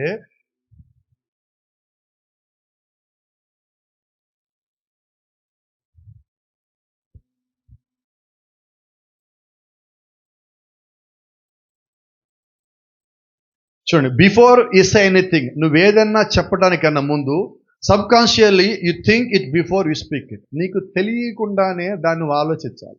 ఆలోచించకుండా నువ్వేది మాట్లాడలేవు. ఈ సంగతి మనకు జ్ఞాపకం ఉండాలి. ఇలా మాట్లాడుకుందాం, నేను బైబిల్ చదవాలి, ముందు నేను అనుకోవాలి, లేకపోతే చదవలేదు. నేను ప్రార్థన చేయాలి, సరే ప్రార్థన చేయాలి, ఏం చేయాలి అది కూడా నువ్వు ముందు అనుకోవాలి. అది ఆశ్చర్యం ఏంటి తెలుసా? దేవుడు వాక్యం చెప్పడానికి వెళ్ళే ముందు ఆయన చెప్పిన మాట ఒకటి ఉన్నది, మీరు అక్కడికి వెళ్ళి నిలబడి ఉండండి, ఆ గడియ మీ నోట నా మాట ఉంచుతాను. అంటే దేవుడు ఒక ఆలోచన ఏంటంటే, నువ్వు అక్కడికి వెళ్ళు, నువ్వు నిలబడు, నిన్ను వాడుకోవటం నా పని. ఇప్పుడు సేవకుడు చేయాల్సింది ఏంటంటే, తన మనసును సున్నా చేసుకొని, తన ఆలోచన సున్నా చేసుకొని, తన వర్తమానం సున్నా చేసుకొని దేవుడి మీద ఆనుకోవటం అయినది. అలాగే ఒక సేవకుడే కాదు, ప్రతి విశ్వాసి అటువంటి జీవితం కానీ కలిగి ఉన్నట్టయితే, నేనంటున్నా ప్రతిసారి దేవుడు నీలో ఉంటాడు, ప్రతిసారి దేవుడు నీలోంచి మాట్లాడతాడు, ప్రతిసారి దేవుడి జీవితంలో కార్యములు జరిగించగల దేవుడై ఉన్నాడు. ఎందుకంటే ఆయన సమర్థుడై ఉన్నాడు. Praise the lord. ఇంకొంచెం మీకు అర్థం అవడం కోసం చెప్తాను. మీరు చాలామంది వర్తమానాలు వినుండొచ్చు, అయినా మీకు జ్ఞాపకం చేస్తున్నా. అమెరికాలో ఒక పిల్లోడు ఉన్నాడు. ఆ పిల్లోడికి ఒక అలవాటు ఉంది. ఈ సైకిల్ పెడల మీద రబ్బర్ కనిపిస్తుంది కదా, దీన్ని తినేస్తూ ఉంటాడు, రబ్బర్ తింటూ ఉంటాడు. అయితే ఇందాక చెప్పింది మళ్ళీ అడుగుతున్నాను, అతను ముందు రబ్బర్ తినాలంటే ఏం కలిగి ఉండాలి? అంతేనా? అతను రబ్బర్ తినాలంటే ముందు ఆలోచన కలిగి ఉండాలి. అతను రబ్బర్ తినాలని ఎందుకు కోరిక కలిగింది? అతని శరీరంలో సల్ఫర్ తక్కువ ఉన్నది. ఈ సల్ఫరు అతనికి ఆ రబ్బర్లో ఉందని ఎవరో చెప్పారు. ఇప్పుడు ఆ రబ్బర్ తింటే ఆ సల్ఫర్ లోపలికి వస్తుంది, ఇతని బాడీగా సల్ఫర్ సరిపోతుంది. ఇతను ఏం చేస్తాడు పిల్లోడు, ఇదేంటి చిన్న పిల్లోడు సైకిల్ కనిపిస్తే సైకిల్ తొక్కట్లా, సైకిల్ పెడలు తీసుకెళ్ళి పక్కన కూర్చొని తింటున్నాడు. ఇంట్లో వాళ్ళు కంగారు పడి ఏదో జబ్బో ఏదో వ్యాధి అని డాక్టర్ దగ్గర తీసుకుపోతే డాక్టర్లు పరీక్ష చేస్తున్నాడు, అమ్మ ఈ అబ్బాయి శరీరంలో సల్ఫర్ తక్కువగా ఉంది, ఇతను సల్ఫర్ తినాలని ఒక కోరిక కలుగుతుంది, ఆ కోరిక కలిగినప్పుడు ఆ సల్ఫర్ రబ్బర్లో ఉందని తెలిసి రబ్బర్ తింటున్నాడు. అవునా? అంటే ఒక పని చేయడానికన్నా ముందు ఒక ఆలోచన కలిగి ఉండాలి. ఆ ఆలోచన కలిగించేవాడు దేవుడే. ఈరోజు నువ్వు ప్రార్థన చేయాలంటే ఆ ఆలోచన కలిగించేవాడు దేవుడే. నువ్వు చర్చికి రావాలంటే ఆలోచన కలిగించి ఆ పని చేసేలాగా చేసేవాడు దేవుడే. దేవుని నామానికి మహిమ. ఎందుకంటే మీకు ఈ సంగతి జ్ఞాపకం చేస్తున్నానంటే, దేవుడు ప్రతి దాని పట్ల నీకు ఒక కోరిక కలిగేలాగా చేస్తాడు, ఒక ఆలోచన కలిగేలాగా చేస్తాడు. ఆ ఆలోచన క్రియారూపంలోకి వచ్చేలాగా చేయటమే దేవుడు యొక్క పని. అయితే ఇక్కడ పెడల్స్కు దిగు చెప్పట్లా, అతని శరీరానికి అది అవసరమై ఉన్నది, దాని కొరకు అతను ఎదుగుతున్నాడు. అలాగే ఈరోజు నీ ఆత్మకు సంబంధించిన అవసరం అయినప్పుడు నువ్వు దాన్ని కనుగొన్నాక దాన్ని వదిలిపెట్టలేవు, దాన్ని ఖచ్చితంగా తీసుకుంటావు, దాన్ని పట్టుకొని ముందుకెళ్ళే వ్యక్తిగా నువ్వు ఉంటావు. దేవుని నామానికి మహిమ. ఇంకో చిన్నది మీకు జ్ఞాపకం చేయండి. ఇక్కడ మీకు తెలుసు చేపల గురించి అందరికీ దాదాపుగా, ఇక్కడ ఒక చేపకి ఈతటానికి పైన చిన్న చిన్న రెక్కలు ఉన్నాయి కదా, ఆ రెక్కలు దేవుడు ఎందుకు పెట్టాడంటే ఈత కొట్టడానికి పెట్టాడు, అంతేనా? అయితే ఇప్పుడు దేవుడు ముందు చేపను సృష్టించాడా, నీటిని సృష్టించాడు? అంటే చేప వీపు మీద ఆ రెక్కలో ఆ మొప్పలో రావటానికన్నా ముందుగానే దేవుడు నీటిని పెట్టాడు. అర్థమవుతుందా? అంటే ముందు నీరు, ఆ తర్వాత చేప. అంతేనా? ముందు భూమి, ఆ తర్వాత మనం. అంతేనా? అంటే మనకి ఏం కావాలో ముందు అన్ని రెడీ చేశాకే దేవుడు మనల్ని తెచ్చాడు. ఇంకా కరెక్ట్గా మాట్లాడితే మనకు కావాల్సిన ఆహారం మొత్తం దేవుడు సృష్టించాకే మనల్ని సృష్టించాడు. మనకు కావాల్సిన వస్తువులన్నీ దేవుడు భూమి మీద తెచ్చాకే మనల్ని తెచ్చాడు. అంటే మనకు కావాల్సిన సమస్త అవసరాలు ఏవైతే ఉన్నాయో అవన్నిటిని తీసుకొచ్చాకే దేవుడు మనల్ని తెచ్చాడు. అని ఇలా మాట్లాడుకోవచ్చా? Everything was set before you. ఇప్పుడు నీ ముందు సమస్తం సిద్ధపరచబడ్డాయి. ఇప్పుడు నేనేం చేయాలి? అన్నీ నా ముందే ఉన్నాయి. నేను ఎన్నుకోవాలి. ఇప్పుడు ఒక మాట మీకు జ్ఞాపకం చేస్తాను. ఈ మాట మీకు ఆశ్చర్యంగా అనిపిస్తుంది, కానీ ఇది చాలా నిజం. కాల వర్తమానికి కూడా చెప్తున్నాడు. నీ జీవితంలో దేవుడు అన్ని నిర్ణయాలు తీసుకోడు. చాలా స్ట్రేంజ్ స్టేట్మెంట్ ఇస్తున్నాను. మన జీవితంలో దేవుడు అన్ని నిర్ణయాలు తీసుకోడా? ఎస్, తీసుకోడు. అయితే దేవుడు చేసే పని ఏంటంటే, ఇంకో మాట చెప్తాను, నిజమైన సేవకుడు కూడా ఎంతో చేస్తాడు. నీ తరపున నీ జీవిత నిర్ణయాలు తీసుకోడు. ఏ నిర్ణయం తీసుకుంటే ఏం జరుగుద్దో నీకు తెలియజేస్తాడు. ఏదైనా తోటలో దేవుడు ఏం చేశాడు? ఆదాము తరపు నిర్ణయం తీసుకోవాలా, అవ్వ తరపు నిర్ణయం తీసుకోవాలా. మంచి చెడు తెలివిచ్చే చెట్టును పెట్టాడు, జీవవృక్షాన్ని పెట్టాడు, ఆదామును పెట్టాడు, అవ్వను పెట్టాడు. మీరు అన్ని తినొచ్చు, దాని దగ్గర పోవద్దన్నారు. దాని దగ్గర పోతే చస్తారు. దేవుడు ఏం దాచిపెట్టాలి, అన్ని ఓపెన్గా చెప్పాడు. ఇప్పుడు నిర్ణయం ఎవరు తీసుకోవాలి? ఆదాము అవ్వలు తీసుకోవాలి. వాళ్ళు తీసుకున్న నిర్ణయానికి తగినట్టుగా వారి జీవితం ఒక్క ముగింపు ఉంటుంది. అలాగే ఈరోజు దేవుడు జీవ మార్గాన్ని మన ముందు పెట్టాడు, పాతాళంకి వెళ్ళే మార్గాన్ని మన ముందు పెట్టాడు. నిర్ణయం నీదే అంటున్నాడు. దేవుడు మారలా, ఆయన ఎప్పుడు ఒకేలాగా చేస్తున్నాడు. ఈరోజు ఆదాము అవ్వలకి వారికి ఉన్న తెలివి కన్నా భూమి మీద ఇప్పుడున్న 10 సంవత్సరాల లోపు ఉన్న పిల్లల తెలివి ఎక్కువ. ఏదైనా తోటలో ఉన్న వాళ్ళ తెలివితేటల కన్నా ఇప్పుడు భూమి మీద ఉన్న 10 సంవత్సరాల లోపు ఉన్న పిల్లలకి తెలివితేటలు ఎక్కువ. అంతేనా? ఇప్పుడు చూడండి, 40 ఏళ్ళు, 50 ఏళ్ళు, 60 ఏళ్ళు మధ్యలో ఉన్న వ్యక్తులకి నేను ఒక మొబైల్ ఫోన్ ఇస్తా. ఇక్కడే 10 సంవత్సరాల లోపు ఉన్న పిల్లలకి మొబైల్ ఫోన్ ఇస్తా. ఎవరికి ఎక్కువ తెలుసు ఆప్షన్లో? ఎట్లాగా? వాళ్ళతో జ్ఞానంలో మీరు పోటీ పడలేరు. ప్రతి తర్వాత ఇప్పుడు రాబోయే తరం ఉన్నది. ఇప్పుడు ఆల్రెడీ జెన్జీ అంటున్నాం. ఇప్పుడు వచ్చిన తరం ఏంటి? ఇప్పుడు జెన్ ఆల్ఫా. జెన్ ఆల్ఫాతో జెన్జీ పోటీ పడలేదు. వాళ్ళకి తెలియదు వీళ్ళు ఏం చేస్తారో కూడా. ఇప్పుడు వచ్చే జనరేషన్ అంతా ఏంటి? ఇప్పుడు ఏఏ అంటున్నాం, విన్నారు కదా? ఎంతమంది ఉన్నారు ఏఏ పదం? ఏఏ తర్వాత ఇంకోటి వచ్చింది, ఎంతమంది ఉన్నారు? సూపర్ ఏఏ. అంటే ఏఏ కూడా దాటిపోయారు. ఏఏ ఇంకా అంత తెలియలే, ఏదేంటో అనుకుంటున్నాం. అది అయిపోయి ఇంకోటి వచ్చింది ఇప్పుడు. అంటే ఎక్కడున్నాం మనం? ఈ ఎందుకులే భాస్కర్ గారు మనకి ఇవన్నీ, మట్టిలోంచి వచ్చాము, మట్టిలోకి వెళ్ళిపోతాం. ఈ మధ్యలో మొబైల్ ఎందుకు? అంటే జ్ఞానం ఎక్కువ అవుతుంది. అది మీకు చెప్పడం కోసం ఈ మాట చెప్తున్నా. జ్ఞానం ఎక్కువ అవుతున్నది. ఎప్పుడైతే జ్ఞానం ఎక్కువైందో నిర్ణయాలు త్వరగా మారుతాయి, ఆలోచనలు త్వరగా మారుతాయి. ఎప్పుడైతే మనం ఎంత పరికరాల మీద, టెక్నాలజీ మీద ఆధారపడతామో శారీరక శ్రమ తగ్గిపోతుంది, ఆలోచన తగ్గిపోతుంది. ఇప్పుడు గమనించిన, ఇంతకుముందు ఒక బైక్ మీద ఒక కారులోనే వెళ్ళేవాళ్ళు ఎక్కడికన్నా, ఒకళ్ళ ఇంటికి వెళ్ళాలి అంటే ఎన్నిసార్లు రోడ్డు మీద ఆపి కనుక్కుంటూ పోయేవాళ్ళు. ఇప్పుడు ఎవరైనా అడుగుతున్నామా? ఎందుకని? ఏ మ్యాపు ఎక్కడ తీసుకుపోతున్నది? మీరు 10 సార్లు మ్యాప్ పెట్టుకుంటే 7 సార్లు కన్నా చక్కగా పోలేరు. మీరు 3 సార్లు గుంటల్లోకో, కాళ్ళలోకో, లోయల్లోకి తీసుకుపోతుంది. ఒకసారి మేమే వెళ్ళాం, మంగళగిరి దగ్గర ఒక గృహప్రవేశానికి పిలిస్తే గూగుల్ మ్యాప్ చూపిస్తే అలాగ పోయాం. పోతే పెద్ద లోయ ముందు ఆపింది. అవతల బిల్డింగ్ ఉన్నది. గూగుల్ మ్యాప్ అప్డేట్ కాల, ఇది పోయి అక్కడ ఆగింది. ఎలా దిగిపోవాలి ఇప్పుడు? అంటే ఎలాగున్నదంటే టెక్నాలజీ నిన్ను చాలాసార్లు సరైన చోటుకు చేర్చదు. అయితే ప్రార్థన, విశ్వాసం మాత్రం ఎప్పుడు సరైన చోటకే చేరుస్తుంది. నిన్ను ఎప్పుడు కూడా పక్కకు తొలగనీవు. కాబట్టి గమనించండి, దేవుడు నీ కొరకు సిద్ధపరిచింది ఏదైతే ఉన్నదో నువ్వు దాన్ని వెంబడించినప్పుడు నువ్వు ఎప్పుడు పడిపోయేవాడు కానీ జారిపోయేవాడు కానీ ఉండవు. కాబట్టి దేవుడు ఆయన వెంబడించాలని కోరుకుంటాడు. ఎందుకంటే దేవుడు నీ కొరకే ముందని రెడీ చేసి పెట్టాడు. రెడీ చేసిన దాన్ని పెట్టింది నువ్వు పొందుకోవాలని. చూడండి, ఒక వర్తమానంలో ఒక మంచి మాట ఉన్నది. దేవుడు నీ యొక్క జీవితంలో ఎక్కడెక్కడ ఏం కావాలి అన్నీ అక్కడక్కడ పెట్టాడు. నువ్వు ఆ దారిలో వెళ్తే అన్నీ నీకు వస్తాయి. నాకు నచ్చిన దారిలో పోయి నాకు అది రాలేదు ప్రభు అంటే ఖచ్చితంగా రాదు, ఎందుకంటే ఆ దారిలో నువ్వు పోలే కదా. చూడండి, ఇక్కడ గుంటూరు దగ్గర నుంచి చిలకలూరుపేట నుంచి అలా మీరు వెళ్తా ఉంటే ఒంగోలు, నెల్లూరు ఆ మార్గంలో అలా పోతే చెన్నై వస్తుంది. నువ్వు అడ్డు పోకుండా ఇటు తిరిగి విజయవాడ వైపు తిరిగి ఇటు దాని ఏమంటావు వైజాగే పోతా, నాకు చెన్నై రాలేదంటే వస్తుందా? రాదు. కారణం ఏంటంటే అక్కడ నువ్వు వెళ్ళాలనుకున్న మార్గం ఏంటో, నీ గమ్యం ఏంటో నీకు ఒక నిర్ధారణ ఉంటే నువ్వు ఆ మార్గంలో వెళ్ళాలి. వేరే మార్గంలో నువ్వు వెళ్ళడానికి వీలు లేదు. వెళ్ళినప్పుడు నువ్వు అనుకుని నువ్వు పొందుకోలేవు. ఈరోజు క్రైస్తవ జీవితం ఎలాగుండదంటే, నేను పరలోకం వెళ్ళాలి అంటున్నారు, పైకి వెళ్ళే పనులు ఏమి చేయటల్లా. అదే సమస్య. పైకి వెళ్ళే పనులు చేస్తే కదా పరలోకం వెళ్ళేది. నిత్యజీవం పొందుకోవాలంటున్నాం. పోయినసారి మనం విన్నాం, యవనస్తుల గురించి మనం విన్నాం, పోయిన వారం అనుకుంటా. ఆ యవనస్తుడు ఏమడిగాడు? ఒక మంచి ఆలోచన అడిగాడు. అయ్యా, నిత్యజీవం పొందుకోవాలి, నేనేం చేయాలి? ఎంత చక్కటి ప్రశ్న. సరైన వ్యక్తిని అడిగాడు, సరైన చోటుకు వచ్చాడు, సరైన స్థలములు అడిగాడు, సరైన ప్రశ్న అడిగాడు, మంచి ఆలోచన కలిగాడు, అన్నీ బాగున్నాయి.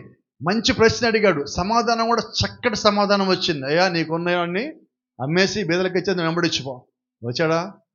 రాలేదు. అంటే పరలోక రాజ్యం వెళ్ళాలని ఉన్నది, కానీ జీవితంలో త్యాగం లేదు, జీవితంలో వదిలిపెట్టేది లేదు, ఈ లోకాన్ని విడిచిపెట్టేది లేదు. అలా ఉండగా నువ్వు దేవుని రాజ్యం ఎలా చేరతావు? ఈరోజు మనం గ్రహించే సంగతి అదే. నువ్వు వర్తమానం వింటున్నావు, వర్తమానం చూస్తున్నావు, వర్తమానం చదువుతున్నావు, వర్తమానంలో నేను ఉన్నాను అనుకుంటున్నావు, కానీ నీ నిర్ణయాలు ఎలాగున్నాయి? యవనస్తుడు అంతా వర్తమానం విన్నాడు, వర్తమానం దగ్గరికి వచ్చాడు, కలిశాడు, మాట్లాడాడు, అడిగాడు, వ్యక్తిగతమైన సహవాసం కలిగి ఉన్నాడు, ఆయనతో సంభాషణ చేశాడు, కొద్దిసేపు ఆయన సన్నిధిలో గడిపాడు, ఆయన దగ్గర సమాధానం కూడా పొందుకున్నాడు. కరెక్ట్గా మాట్లాడితే మాట్లాడగానే వెంటనే సమాధానం పొందుకున్నది బైబిల్లో ఆ యవనస్తుడు. ఎంత గొప్ప ధన్యత! అసలు యేసుక్రీస్తును కలవటమే ధన్యత. మరి ఆయన కలిసి అడిగిన దానికి సమాధానం ఎమ్మటే పొందుకోవడమే ధన్యత. ఆయన ఏం చేయాలో కూడా చెప్పాడు. భూమి మీద అత్యంత గొప్ప మర్మం ఏంటంటే నిత్యరాజ్యం వెళ్ళేదానికి దారి. ఆ దారి అతను చెప్తే అతను విని నిర్ణయం ఏం తీసుకున్నాడు? తప్పుడు నిర్ణయం. ఈరోజు మనం కూడా వాక్యమంతా చక్కగా వింటున్నాం, వాక్యమంతా బాగా మాట్లాడుతున్నాం, అన్నీ బాగా గుర్తుపెట్టుకుంటున్నాం, అన్నీ చక్కగానే చేస్తున్నాం, కానీ జీవించడానికి వచ్చేసరికి అది దూరం అవుతాం. ఏదైనా తోటలో దేవుని ప్రసంగం చేశాక ఆదమవ్వలు ఏమేని అరిచారు, చప్పట్లు కొట్టారు, గంతులు వేశారు. తర్వాత ఏమైంది? తప్పిపోయారు. ఈరోజు జరుగుతుంది అదే. కాబట్టి సంగమా, చాలా జాగ్రత్త. ఇది ముగింపుకు వచ్చాం మనం ఇప్పుడు. ఇక్కడ చాలా జాగ్రత్తగా ఉండాలి. దేవుడు నీ గురించి ఒక ఆలోచన కలిగి ఉన్నాడని నువ్వు ఎరిగి ఉండాలి. ఆయన నీ గురించి అన్ని సిద్ధపరిచి నీ ముందు పెట్టాడని ఎరిగి ఉండాలి. ఆయన చెప్పిన మార్గంలో నువ్వు వెళ్ళినప్పుడు ఆయన నీ కొరకు సిద్ధపరిచే సమస్తం నువ్వు పొందుకుంటావు. కాబట్టి దేవునికి వ్యతిరేకంగా మనం పోవద్దు. ఆయనకి లోబడి, వాక్యానికి లోబడి మనం ముందుకు వెళ్ళవలసి ఉంది. ఎందుకంటే నీవు నేను భూమి మీద రావటానికన్నా ముందుగా, భూమి మీద మొట్టమొదటి జీవి శ్వాసించడానికన్నా ముందుగా ఆయన భూమి మీద ఉన్నారు. కాబట్టి ఆయన ఆలోచన మనం కలిగి ఉండాలి. కొన్నిసార్లు మనకు వచ్చిన ఒత్తిడిలో, మనకు వచ్చిన శోధనలో మనం అనుకుంటావు, నా దగ్గర ఇది ఉంటే బాగుండు, నేను అది చేస్తే బాగుండు, నాకు ప్రభు ఇది ఇస్తే బాగుండు అని నువ్వు చాలా ఆశిస్తావు. అయితే నువ్వు ఆశించిన దేవుడు నీకు ఇవ్వడు, ఆయన ఇవ్వాలనుకునే నీకు ఇస్తాడు. దాంతోనే దేవుడిని విజయంలో నిలబెడతాడు. ఏమని ఒక మాట జ్ఞాపకం చేస్తా. సంసోను మీద దాదాపుగా 3000 మంది ఫిలిష్తీయులు పడినప్పుడు ఆ ఏతాం బండసందులో దాక్కున్న తర్వాత సంసోను నేలలో చేయి పెట్టి ఎతుకుతున్నాడు. నాకేదైనా ఒక పెద్ద బల్లెం దొరికితే బాగుంది, పెద్ద కత్తి దొరికితే బాగుంది, వీళ్ళందరినీ చంపేస్తాను అనుకుంటున్నాను. అయితే దేవుడు సంసోను చేతికి ఏమిచ్చాడు? గాడిద దవడెముక. అయితే సంసోను చేసిన ఒక మంచి పని మీకు అందరూ చెప్తున్నాను, అదే పని చేయమని. ఏంటంటే ఆ యుద్ధం అయిపోయేదాకా ఏం పెట్టుకున్నాడో చూడాల. చదివారు వర్తమానం ఎప్పుడన్నా? యుద్ధం మొత్తం చేశాక 1000 మందిని చంపిన తర్వాత ఇంతకి దేవునితో యుద్ధం చేస్తే అని సంసోను చూస్తే దవడెముక అంటున్నాడు. ఏం జరిగినది? అదే చెప్తున్నా, నువ్వు ప్రార్థన చేసినప్పుడు దేవుడు నీకు చిన్న నిరీక్షణ ఇస్తాడు. It's a little hope of ray. ఒక చిన్న వెలుగు వంటి, చిన్న కణం వంటి మిడుగు వెలుగే చిన్నదాన్ని దేవుడు నీకు ఇస్తాడు. ఆ చిన్నదాన్ని గట్టిగా పట్టుకో, దాన్ని బలంగా పట్టుకో.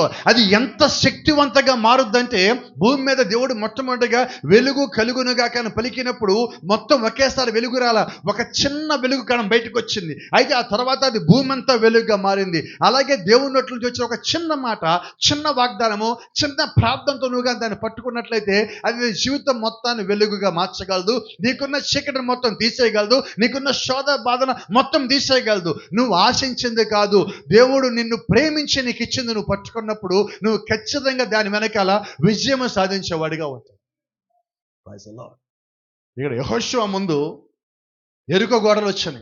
యెహోషువ అనుకుంటున్నాడు, దేవుడు ఎర్ర సముద్రం నుంచి మేము దాటడానికన్నా ముందు దేవుడు అక్కడ సముద్రంలో కింద అడుగు భాగంలో ఒక బ్రిడ్జి కట్టాడు, కాంక్రీట్ బ్రిడ్జి కట్టాడు.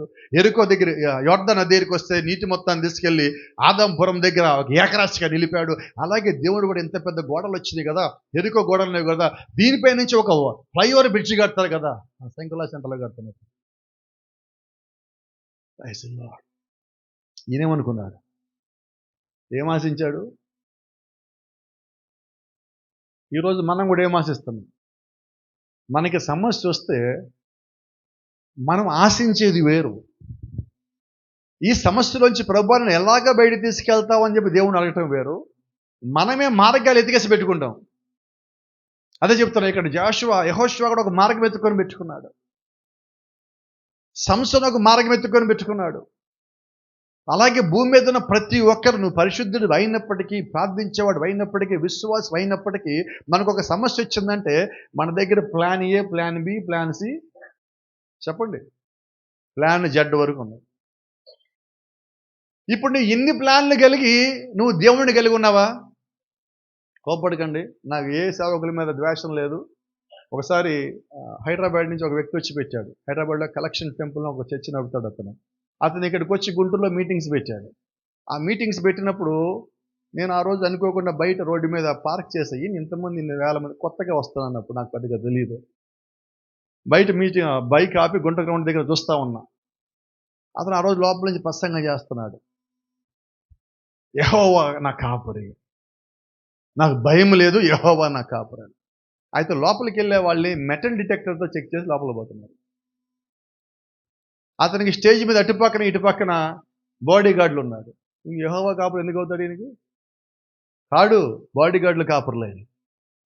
నా మాటలు మీకు అర్థమవుతున్నాయా? అంటే నువ్వు బోధించడానికి తగినట్టుగా జీవించాలి, నువ్వు వాక్యం వినడానికి తగినట్టుగా జీవించాలి, లేదా లెక్కప్పు చెప్పాలి. అర్థమవుతున్నదా? ఈరోజు మన జీవితం ఎలాగ ఉండాలంటే వాక్యానుసారంగా ఉండాలి. అయితే గమనించండి, నువ్వు ఒకటి ఆశించి ఇంకో పని చేస్తే నువ్వు ఆశించింది పొందలేవు. అవునా? కొన్నిసార్లు మన బాధల్లోని, బలహీనతల్లోనూ మన నోరు ఏం మాట్లాడదో మనకు తెలియదు. కాబట్టి నోరు చాలా జాగ్రత్త. బాధల్లో ఉన్నప్పుడు మన నోట్లోంచి వచ్చే మాట మనకు అనేక మందిని దూరం చేస్తుంది. కొన్నిసార్లు తెలియక దేవుడి మీద వేసే నిందలు మనల్ని దేవుడికి దూరం చేస్తాయి. కాబట్టి బాధ వచ్చినప్పుడే అన్నిటికన్నా ఎక్కువ జాగ్రత్తగా ఉండాలి. చూడండి, దావీదు ఒక మాట అన్నాడు, నాకు చాలా ఇష్టమైన మాట బైబిల్లో. ప్రభువా, నాకు తక్కువ ఇవ్వద్దు, నిన్ను దూషిస్తానేమో, ఎక్కువ ఇవ్వద్దు, నిన్ను మర్చిపోతానేమో, నాకు ఎంత కావాలో నాకు అంతే ప్రభు. అంతేనా? ఎక్కువ ఇస్తే ఏమంటాం, చర్చి మానేస్తాం. తక్కువ ఇస్తే ఏమంటాం, దేవుడు ఏమి ఇచ్చాయని చర్చికి రావాలంట. ఏ రోజుకి ఆ రోజు ఇస్తే, ఈరోజు ప్రభు ఇచ్చాడు నేను వస్తా చర్చికి, ఎప్పటికైనా ఇస్తాడంటాం. ఇది మన సంగతి. అందుకే చూడండి, దాటిపోవద్దు దేవుడిని, ఎప్పుడు ఆలోచన దాటిపోవద్దు. ఇప్పుడు యెహోషువ జీవితంలో కూడా దేవుడు ఐగుప్తు నుంచి వచ్చేటప్పుడు ఎర్ర సముద్రం దగ్గర ఒక కార్యం జరిగించాడు. ఆ తర్వాత యొర్దాను దగ్గర కార్యం జరిగించాడు. ఇప్పుడు యెహోషువకు ఒక నమ్మకం, దేవుడు ఇక్కడ ఏదో ఒకటి చేస్తాడు. ఇది యెహోషువ ఆలోచన చేస్తున్నాడు. అయితే దేవుడు చేసిన పని ఏంటంటే, ఎప్పుడైతే నువ్వు ఆలోచన చేస్తున్నావో, నువ్వు దేవుడు చెప్పిన మార్గంలో నడుస్తూ ఉన్నావో, నీ జీవితంలో ఒక ఆటంకమో, ఇబ్బందో, శోధన వచ్చి నువ్వు అటు ఇటు కదలేని ఒక స్థితి వచ్చినప్పుడు నీకు దేవుడు సహాయం చేయడానికి రెడీగా ఉంటాడు. Is the right? That shows that you are in the right path. దేవుడు నీకు సహాయం చేయడానికి ముందుకు వస్తున్నాడంటే అర్థం ఏంటంటే నువ్వు సరైన మార్గంలో ఉన్నావంటానికి రుజువు అది. ఇక్కడ ఒక మాట, వారి ముందు ఎరుకో గోడ వచ్చింది, ప్రజలు మొత్తం అక్కడ ఆగిపోయారు, ఆ గోడలు దాటాలి. దీన్ని ఇంగ్లీష్లో ఒక చిన్న పదం, దాన్ని ఏమంటాం అంటే స్టాగ్నేషన్ అంటాం, అంటే స్తబ్దత. ఏంటి స్తబ్దత అంటే? ఎదుగుదల ఉండకపోవటం, ముందుకు పోలేవు, వెనక్కి పోలేవు, నీ జీవితంలో పురోగతి అన్నది లేదు. ఇది కరెక్ట్గా మాట్లాడితే. ఇప్పుడు అక్కడ దాకా వచ్చిన ఐగుప్తులోంచి దాటి వచ్చిన ఇజ్రాయెల్ ప్రజలు వెనక్కి పోగలరా? పోలేరు. ముందుకు వెళ్ళగలరా? మరి వాళ్ళ జీవితం సంగతి ఏంటి? ఎదుగుదల ఉందా లేదా తెలియదు, అభివృద్ధి ఉందా లేదా తెలియదు. అలాగే ఈరోజు మనం చాలా చోట్ల పనులు చేస్తూ ఉంటాం. చాలామంది వాళ్ళ కుటుంబాల్లో ఉంటారు, ఎదుగుదల లేదు, ఆత్మీయ ఎదుగుదల లేదు, ప్రార్థన లేదు, విశ్వాసం లేదు. కానీ చర్చికి వస్తున్నాం, ఎదుగుదల ఉన్నదా? లేదు. ఏంటి కారణం అంటే మనము దేవుడికి సంపూర్ణంగా సమర్పణ చేసుకున్నాం. నువ్వు ఎప్పుడైతే దేవుడికి నిన్ను నువ్వు సంపూర్ణంగా సమర్పణ చేసుకున్నావో నీ జీవితంలో వచ్చిన ఆటంకం యొక్క సమయం చాలా కొద్దిగా ఉంటుంది. నిన్ను ఇబ్బంది పెట్టేదాని సమయం చాలా తాత్కాలికమైనది. దేవుడు నీ సాక్ష్యాన్ని హెచ్చించటానికే నిన్ను ఒక చోట ఆపుతాడు. ఇంకొకటి, ఆయన వెంబడించకపోతే మనం ఆగిపోతాం, అది వేరు. ఆయన వెంబడిస్తున్నప్పుడు మనం ఆగాల్సి వస్తుంది, అయితే ఇది తాత్కాలికమైనది. కాబట్టి దేవుడి యొక్క కుమారులు, దేవుడి యొక్క కుమార్తెలు, ఆయన యొక్క సంతానం యొక్క జీవితంలో ఈ స్తబ్దత అనేది కొద్దిసేపే. స్తబ్దత అంటే ఇంకొక అర్థం ఏంటంటే, ఏం చెయ్యాలో తోచని ఒక పరిస్థితి. అడుగు తీయలేము, అడుగు వేయలేము, అక్కడే ఉండలేము, వెనక్కి పోలేము, తప్పు చేయలేము, అలాగని ప్రార్థన చేసి ముందుకు పోలేము. ఏంటి ప్రభువా నా జీవితము నీకు అప్పగించుకున్నాను కదా, నేనేంటి ఇక్కడ ఆగిపోయానని చెప్పి ఒక రకమైన పరిస్థితుల్లో నువ్వు కొట్టుమిట్టాటమే స్టాగ్నేషన్, స్తబ్దత. ముందుకు వెనకకి పోలేడు. ఈరోజు చాలామంది కుటుంబాల్లో మనం చూస్తూ ఉంటే ఆర్థికంగా వాళ్ళకి ఒక స్తబ్దత ఉంటుంది, ఆత్మీయంగా ఒక స్తబ్దత ఉంటుంది. కుటుంబంలో అందరు వ్యక్తులు ఉంటారు, కానీ ప్రతి ఒక్కరు ఒంటరిగా ఉంటారు. ఏ ఒక్కరు ఇద్దరితో మాట్లాడుకోరు. ప్రేమ అనేది కుటుంబంలో ఉండదు, సరదాగా మాట్లాడుకోవటం ఉండదు, కుటుంబంలో సంతోషం ఉండదు. ఏంటంటే అన్నీ ఉన్నాయి, కానీ మన కుటుంబాలు ఎలాగ ఉన్నాయంటే ఒక నిర్లిప్తత.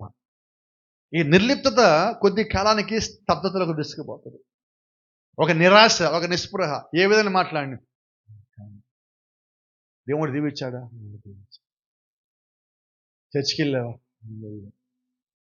వాక్యం జరిగింది. ఏంటంటే ఇక అయిపోయింది, ఇంకా జీవితం అంతా అయిపోయింది. ఏమడ్డొచ్చింది, ఎదుర్కోకూడదు. ఎర్ర సముద్రం దాటావా, దాటావా. యోర్దాను నీటిని దేవుడు అక్కడ నిలబెట్టి. సంతోషం ఉందా ఇది మొహంలో? వీడి జీవితంలో సంతోషం ఉండదా? మరి దేవుడు ఏం చేస్తాడు? ఇంకా బైబిల్ చెప్తా ఉంది, నీ జీవితంలో చిన్న కార్యము జరిగిన యెహోవాని స్తుతించు, ఆయన్ని ఘనపరచు. నువ్వు ఘనపరచు. అంత పెద్ద కార్యం చేసినా నువ్వు ఘనపరచలేకపోతున్నావు అంటే నువ్వు ముందుకు ఎక్కడికి పోగలవు? మన దేవుడు స్తుతులకి యోగ్యుడు, ఆరాధనకు యోగ్యుడు, పూజ్యనీయుడు, మహనీయుడు, గొప్పవాడు. ఆరాధించడానికి ఆయన మించి వాళ్ళు ఎవరు లేరు. చూడండి, బైబిల్లో దేవుడు మనల్ని సృష్టించడానికన్నా ముందుగా ఆయన దూతలు ఎందుకని సృష్టించుకున్నాడంటే, దూతలు ఆయన ఆరాధన చేసినప్పుడే ఆయన దేవుడు అనబడతాడు. ఆ ఆరాధన చేయటానికి ఆయన దూతలతో పాటు నక్షత్రములు చేశాడు. ఆ తర్వాత ఆయన మానవులు చేసుకున్నాడు.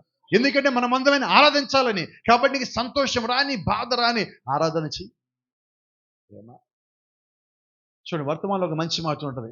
పరలోక రాజ్యంలో కూర్చున్న దేవుడు దూతలు ఆయన చుట్టూ కూర్చొని ఆయన పరిశుద్ధుడు పరిశుద్ధుడు పరిశుద్ధుని స్తుతిస్తూ ఉంటే, భూమి మీద ఎవడన్నా ఒక్కడు నాదా తండ్రి అని కేకేస్తే ఆ దూతలను పక్కకి జరుపుకొని దేవుడు కిందకి దిగి వస్తాడు అన్నాడు. పరలోకంలో ఉన్న దూతల్ని, వాళ్ళ ఆరాధనని దేవుడు తప్పించుకొని కిందకు వస్తాడన్నాడు. ఎందుకన్నాడంటే, పరలోకంలో చేసే దూతల ఆరాధనలో కన్నీరు లేదు, విరిగి నలిగిన హృదయం లేదు, బాధ లేదు, పశ్చాత్తాపము లేదు. ఎందుకంటే వాళ్ళు తప్పు చేయరు, తప్పు చేసి అక్కడ ఉండలేరు. కాబట్టి వాళ్ళ ఆరాధన ఎలాగ ఉండదంటే ఒక ప్లెయిన్గా జరుగుతున్నది. కానీ మన ఆరాధన ఎలాగ ఉండదంటే గుండెలు పగిలిపోయేలాగా ఆరాధన చేస్తాం. ప్రార్థన చేసేటప్పుడు మన బాధ అంతా బయటకు వచ్చేస్తుంది, గొంతు మూకపోతుంది, అయినా హృదయం కేక పెడతానమంటది. కన్నీళ్ళలో కొన్నిసార్లు తడి కనబడదండి, కళ్ళల్లో తడి కనబడదు, కానీ గుండె మాత్రం కన్నీరు గాలుస్తానమంటది. ఆ ఆరాధనలో దేవుడు దిగి వస్తాడు, ఆ ఆరాధన దేవుడు దర్శిస్తాడు. ఆ ఆరాధించేవాడు హృదయాన్ని దేవుడు తప్పక ఆయన సంతోషంతో నింపేవాడిగా అయి ఉన్నాడు. అందుకని దావీదు పాట పాడలేదా, నా కన్నీటిని ఆనంద బాష్పాలుగా మార్చేవాడు నువ్వు, నా బాధని నాట్యముగా మార్చేవాడు నీవు అంటున్నాడు. అటువంటి ఆరాధన దేవుడు మనల్ని సాధిస్తున్నాడు. బైబిల్లో ఒక మాట ఉన్నది, దేవుడు నీకు మేలు చేసినా ఏం చేయాలి?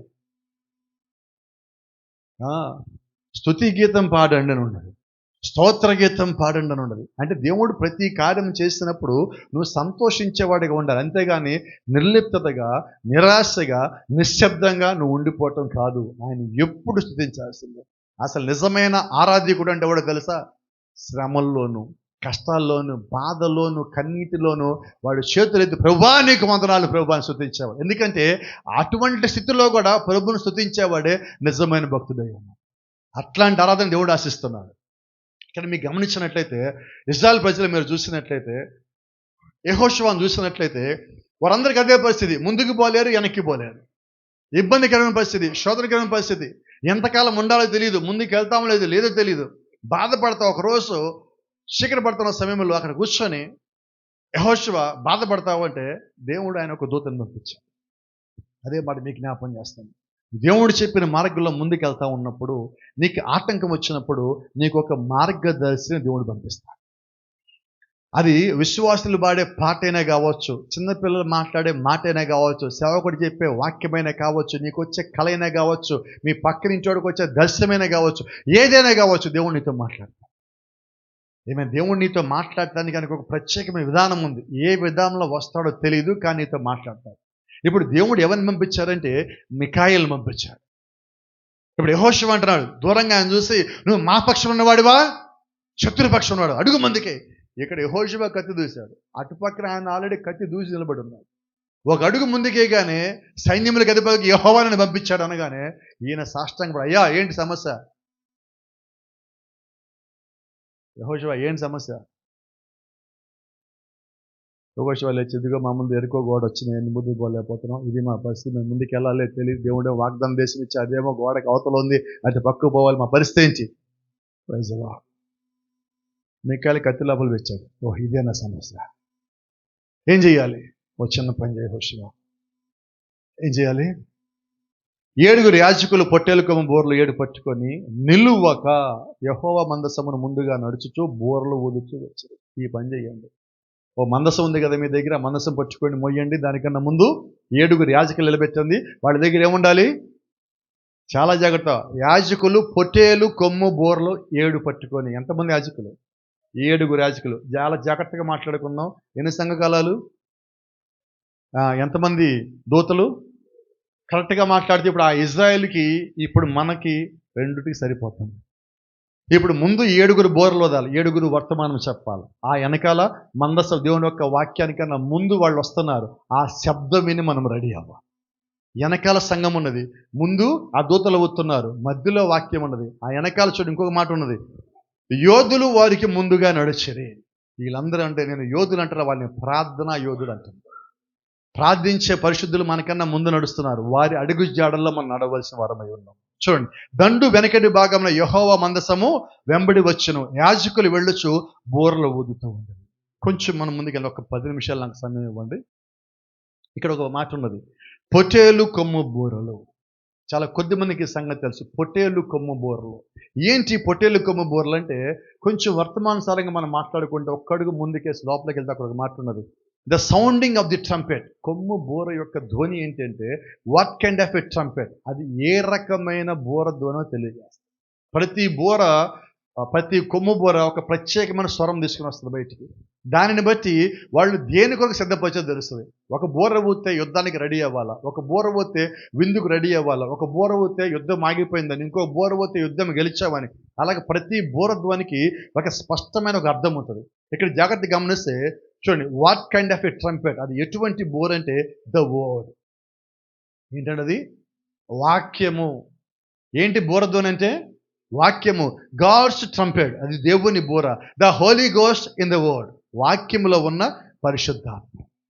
ఈరోజు వారు కొమ్ము బోరను మాత్రమే కలిగి ఉన్నారు కాదండి, వారు దేవుని యొక్క వాక్యముని కలిగి ఉన్నారు. ఆ ముందున్న యాజకులు కలిగి ఉన్నది పొట్టేలు కొమ్ము బోర. మన భాషలో మాట్లాడితే వాక్యముని కలిగి ఉన్నారు. ఇంకొంచెం లోతుగా మాట్లాడితే పరిశుద్ధాత్మను కలిగి ఉన్నారు. ఈరోజు మనమందరం కలిగి ఉండాల్సి కూడా అదే. వారు ఐగుప్తు నుంచి బయటకు వచ్చినప్పుడు వారి బల్లెములు తెచ్చుకోవాలా, దాళ్ళు తెచ్చుకోవాలా, కత్తులు తెచ్చుకోవాలా. వాళ్ళు తెచ్చుకున్నది ఏంటంటే కేవలం కొమ్ము బోర్లు వాటి నడుముకు తగులుచుకొని బయటకు వచ్చారు. ఇప్పుడు గమనించినట్లయితే దేవుడు పెద్ద పెద్ద ఆయుధాలతో ఏరుకో గోడ కూల్చేయాలనుకోవటంలా. దేంతో కూల్చాలనుకున్నాడు? ఆల్రెడీ వాళ్ళ దగ్గర ఉన్నాయి. వాళ్ళ దగ్గర ఉన్న దాంతోనే వాళ్ళు ముందు వచ్చిన పెద్ద పెద్ద ఎరుకో గోడలు ఎలాగ కూల్చేయాలో దేవుడు వాళ్ళకి నేర్పిస్తాడు. అంటే ఈరోజు మనకు వచ్చిన సమస్యల్ని దేవుడు బయట నుంచి ఏదో తీసుకొచ్చిన సమస్యను తీసేయటల్లా నీ దగ్గరే ఒక కొమ్ము బోర పెట్టాడు. నేనంటే దాని పేరు ప్రార్థన, దాని పేరు విశ్వాసము, దాని పేరు మోకాళ్ళ ప్రార్థన, దాని పేరు సహనము, దాని పేరు క్రియలు చేసే విశ్వాసము. దాని ద్వారా నీకున్న ఎంత పెద్ద సమస్య అయినా నువ్వు కూల్చివేయగలవు. Amen. Praise the Lord. And the trumpet denotes either war or feast day. అది యుద్ధానైనా ప్రతిబింబించే స్వరమై ఉండాలా, లేదంటే విందునన్నా ప్రతిబింబించే స్వరమై ఉండాలి. ఇంకా కరెక్ట్గా మాట్లాడితే a gathering together of the people. ఒక బూర ఊదినప్పుడు మొట్టమొదటిగా జరిగే సంగతి ఏంటంటే ప్రజలు సమకూర్చబడటము. దాని అర్థం ఏంటంటే మేమంతా రెడీగా ఉన్నామంటాం. ఆ బూర శబ్దం వినపడగా అందరూ చేరేటంటే అర్థం మేము రెడీగా ఉన్నాం. ఈరోజు చర్చికి ఆదివారం అందరూ ఎందుకు వచ్చామంటే మేము వాక్యం వినడానికి రెడీ అయ్యి వచ్చున్నామని. అలాగే అక్కడ బోర శబ్దం వినగానే వాళ్ళందరికీ ఎందుకు వచ్చారంటే అది యుద్ధానికైతే యుద్ధం చేసేవాళ్ళు ముందొస్తారు, విందుకైతే విందుకు వచ్చేవాళ్ళు ముందొస్తారు, ఆపేయాలంటే వాళ్ళు కత్తులు తీసి కింద పెడతారు. అది ఏదైనా ఒక అర్థాన్ని తెలియజేసేది అయి ఉంటుంది. దేవుని నామానికి మహిమ. ఇంకా కరెక్ట్గా మాట్లాడండి. There is a shout. వారందరూ చేరిన తర్వాత అక్కడ మిఖాయేలు చెప్తున్నాడు, 7 యాజకులు ముందు చేరి 7 సార్లు పట్టణం చుట్టూ తిరిగిన తర్వాత ఆ యాజకులు ఆర్భాటంగా పెద్దగా దాన్ని ఊదినప్పుడు అప్పుడు జనులందరూ కేకలేయండి. అది అక్కడ ఆర్భాటం. ఏంటి ఆర్భాటం అంటే వర్తమానము. ఈ గడి వర్తమానం చదివి అక్కడ మాట ఉంది. There is a shout. What is it? It's a message to get the people together. అందరు ప్రజల్ని సమకూర్చేది వర్తమానము. ఈరోజు ఈ గడి మనము కలిగి ఉన్నది అదే. ప్రతి ఒక్కరూ వర్తమానం కింద చేరి సమకూడి ఒక చెట్ట చివరి కడబోర మోగటం కొరకు రెడీ అయి ఉన్నాం. ఆ కడబోర మోగామా మనం కేకలు ఎక్కాలి, నిశ్శబ్దంగా వెళ్ళిపోతాం ఇక్కడి నుంచి. దేవుని నామానికి మహిమ కలుగును గాక. కొంచెం ముందుకు వెళ్దాం. ఇంకొంచెం వర్తమానం. God identifying himself by his characteristics. దేవుడు తన యొక్క గుణలక్షణములతో తాను వ్యక్తపరచబడుకుంటా అని వర్తమానం లాగా ఉండదు. What is the trumpet? Is the word of God. బోర అంటే అర్థం ఏంటంటే దేవుని యొక్క వాక్యమైన. It identifies God. అది దేవుడు ఎవరో నేను గుర్తించేలాగా చేస్తుంది. ఆమేన్. Whether it's go up, sit down, retreat, stack arms. అది నువ్వు వెనక్కి తిరగటమా, ముందుకు పోవటమా, యుద్ధం చేయటమా, కూర్చోటమా, లేవటమా, లేదంటే నీ ఆయుధాలు పక్కన పెట్టడమా, వెనుతిరిగి వచ్చేయటమా, ఏదో ఒకటి నీకు తెలియజేసేది దేవుడు ఒక్కసారి. నీకు స్పష్టత ఇచ్చేది దేవుడు ఒక్కసారి. ఇక్కడ దేవుడు వారికి ఇచ్చిన సంగతి మీరు గమనిస్తే వాడి దగ్గర ఆయుధాలు లేవు, పెద్ద పెద్ద ఆయుధాలు లేవు. వారికి ముందు సమస్య వచ్చింది. ఆ లోపల ఉన్న వారి దగ్గర ఆయుధాలు ఉన్నాయి. వీరు దాని చుట్టూ 7 సార్లు తిరుగుతూ ఉంటే వాళ్ళంతా లోపల నుంచి చూసి ఎగతాళి, వాళ్ళని చూసి నవ్వుకోవటం. ఏం పెట్టింది వీళ్ళకి ఎలా తిరుగుతున్నారు? అప్పటికి వాళ్ళు 7 రోజులు కాముగా తిరుగుతున్నారు. చూడండి, ఎప్పుడు మీకు మాట చెప్తా.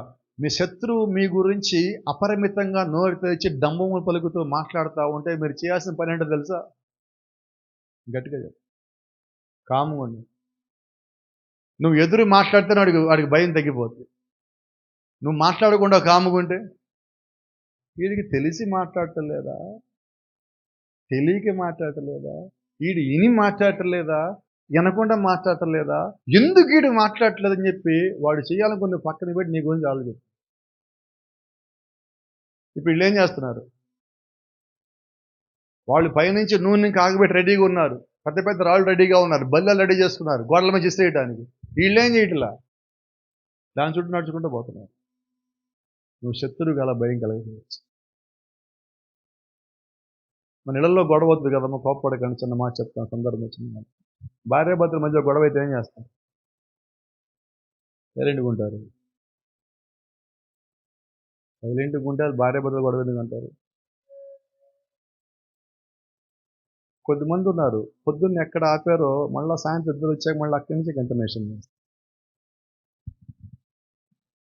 అది దేవుని చిత్తము కాదు. మీకు మాట చెప్తున్నాను, ఎవరో ఒకళ్ళు గొడవ తగ్గించేదిగా ఉండాలి.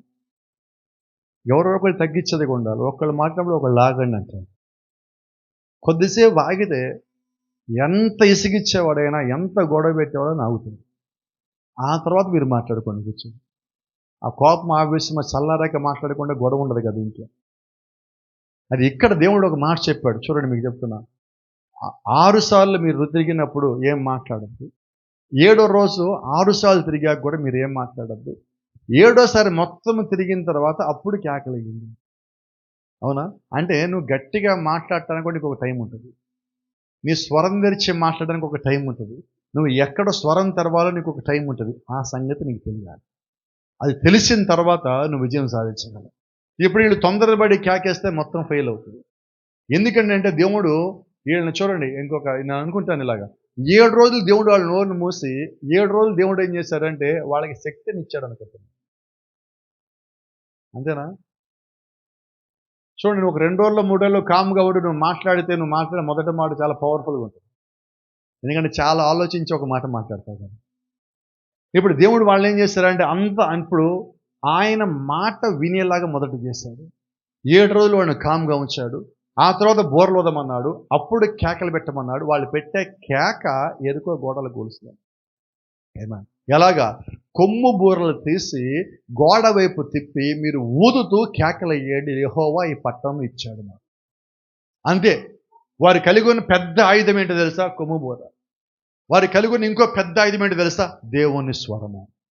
ఈరోజు నీ విజయం సాధించాలంటే, నీకున్న ప్రత్యేక ఆటంకమును దాటాలంటే నీవు దేవుని స్వరమే కలిసింది. దాన్ని కాక నువ్వు ఇంకేది కలిగి ఉండటానికి వీలే లేదు. ఎందుకంటే విజయం సాధించేది దేవుని స్వరాన్ని వెంబడించేవాళ్ళే. ఏమా? ఇప్పుడు గమనించండి, వాళ్ళ దగ్గర లేనిది ఏది వాళ్ళు తీసుకొచ్చి జయించాల. అన్నీ వాళ్ళ దగ్గర ఉన్నాయి. కంట్రోల్ అవ్వడం వాళ్ళ దగ్గరే ఉన్నది, ప్రార్థన వాళ్ళ దగ్గరే ఉన్నది, దేవుని స్వరం వాళ్ళ దగ్గరే ఉన్నది, కొమ్ముబూర్లు వాళ్ళ దగ్గరే ఉన్నాయి. కరెక్ట్గా మాట్లాడితే సమస్తం వారి ముందు సిద్ధంగానే ఉంది. Have faith. ఓపిక పట్టండి, సమయానికి అవి బయటికి తీయండి, విజయం సాధించండి. God bless you. దేవుడు మిమ్మల్ని దీవించును గాక. షాలోమ్.